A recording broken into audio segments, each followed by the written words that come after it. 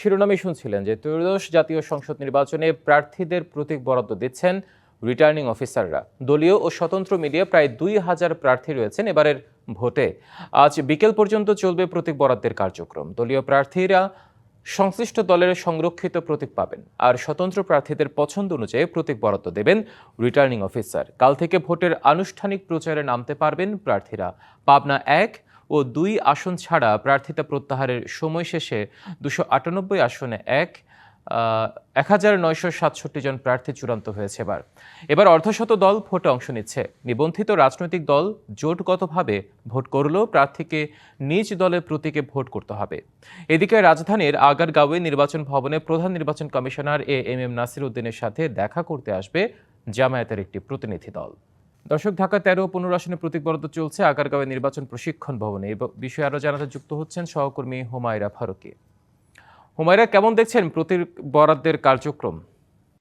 আপনি যেমনটা বলছিলেন, গতকাল পর্যন্ত কিন্তু প্রার্থিতা প্রত্যাহার সহ ত্রয়োদশ জাতীয় সংসদ নির্বাচনের তফসিল অনুযায়ী যে আনুষ্ঠানিকতা তার প্রায় অর্ধেকের বেশি শেষ হয়ে গেছে এবং আজ সকাল 10টা থেকে রাজধানীর বিভিন্ন জায়গায় ঢাকার 20 আসনের যে রিটার্নিং অফিসারের কার্যালয়গুলো রয়েছে সেখানে প্রতীক বরাদ্দের কাজ সকাল 10টা থেকে বিকেল 5টা পর্যন্ত হওয়ার কথা। এবং আমি এই মুহূর্তে যেখানে আছি নির্বাচন প্রশিক্ষণ ভবন, সেখানে ঢাকা 13 এবং ঢাকা 15 আসনের রিটার্নিং আসনের যারা আছেন তাদের জন্য রিটার্নিং অফিসারের কার্যালয় এখানে।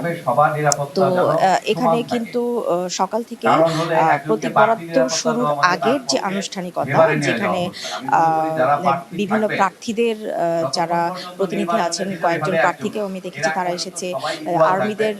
আর্মি সদস্যদের যারা এই প্রতীক বরাদ্দের কার্যক্রম বা নির্বাচনের কার্যক্রমে অংশ নেবেন তাদের প্রতিনিধিরা আছে, পুলিশের প্রতিনিধিরা আছে এবং রিটার্নিং কর্মকর্তা সহ নির্বাচন কমিশনে যারা আছেন সেই কর্মকর্তারা কিন্তু এখানে আছেন এবং তারা অনুষ্ঠানের শুরুতেই তারা কিন্তু আচরণবিধি থেকে শুরু করে কি কি করণীয়, প্রার্থীরা কি কি করবেন, ঠিক কখন থেকে তারা প্রচারণায় অংশ নিতে পারবেন সেই বিষয়গুলো নিয়ে কিন্তু এখানে বিস্তারিত বলা হচ্ছে। এবং এখানে প্রার্থীদের সুবিধার্থে আচরণবিধি লঙ্ঘনের বেশ কয়েকটি ঘটনা ইতিমধ্যে যেহেতু ঘটে গেছে।